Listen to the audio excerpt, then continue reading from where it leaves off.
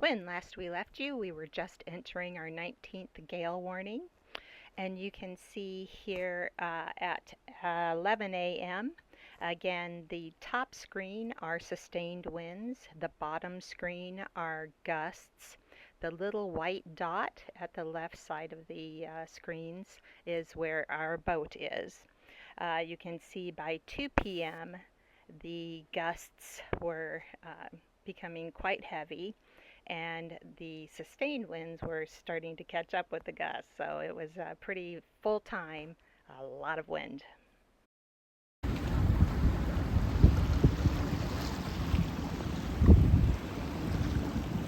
we're in a gale warning. Winds are high. 30 knot gusts. We have lots of waterfowl around. They look like cormorants and seagulls and who knows what all. There's a little guy right here. See him or not?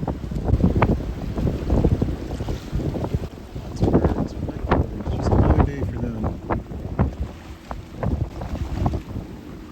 There's a seagull searching for lunch.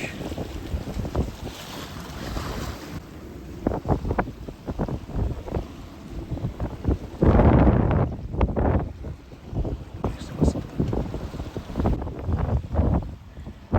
These guys over here. Dolphins today so far. It's not over. There's the White House. There's the Coast Guard boat. Yay, wonder when he pulled up. He wasn't there a few minutes ago. They pull up and grab this mooring ball over here. Looks like the same one that was here the other day.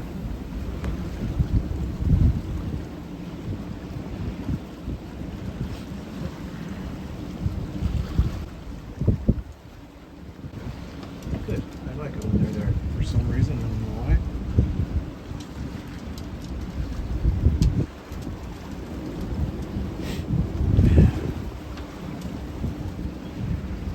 Probably spend the night.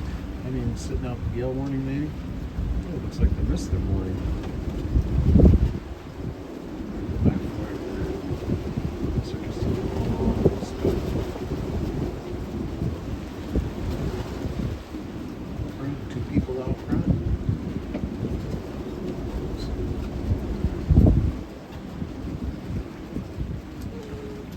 Cool.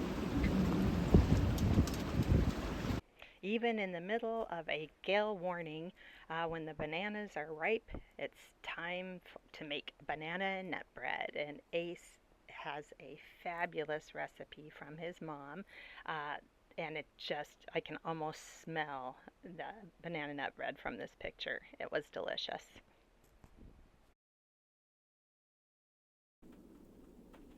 Okay, we're in our 19th gale warning, and you can see that Jim has gimbaled the stove so that the pots and pans will stay level while cooking. And this is while we're at anchor. And I think we're supposed to have 45 knot gusts. Anyway, the gale warning goes through to tomorrow morning, so it's going to be a bumpy night. Okay, say hi, Jim. Hi, Jim. These next two clips are going to look and sound like the gimbaled stove is creaking, but it's not. That is the actual hull of our boat creaking. We were at anchor, but if you listen carefully, you're going to hear a lot of creaking and the howling of the wind. It was a very, very bumpy afternoon.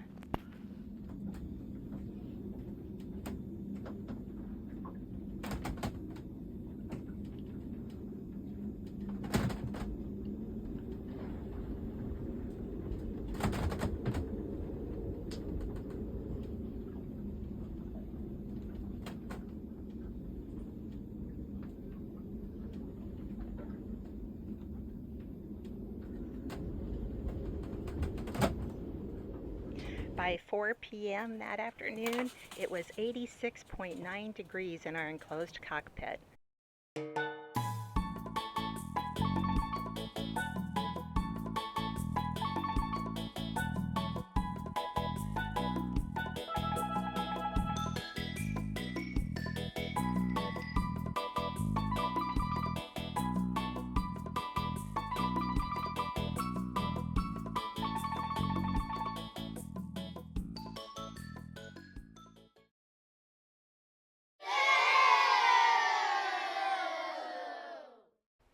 So this is March 10th at 12:30 p.m. The white dot again is our boat. This is an unusual system, as you can see the circular motion out in the ocean. And this is just a little closer view of the gale winds that are coming straight out of the east. In addition to the gale warning, we had 3 other advisories going on at the same time. A gale warning, coastal flood advisory, high surf advisory, and then a wind advisory for small craft. By 2:30 p.m., you can see the gale force winds are well on their way. This is a 6 p.m. shot, and then just a little closer, in close version, looking at the 6 o'clock screens. Out of our 20 gale warnings, probably only 2 or 3 actually came with a storm system with it. This is one of those. As you can see, the tracks of the storms are going from the southwest to the northeast. The gale warnings are coming straight out of the east. Along with this system, we see a tornado spun up there in the bottom third of the screen. So that is keeping us very aware of what's going on. This is a 7:15 shot of what the weather is looking like, and we are going to be awake all night, it looks like, with this one. We check our anchors constantly. You can see it's a really great pattern, just the arc going there, so the anchor is holding nicely. This is the forecast for 2 a.m. You can see those very dark gray bodies of wind, so that looks dangerous to us.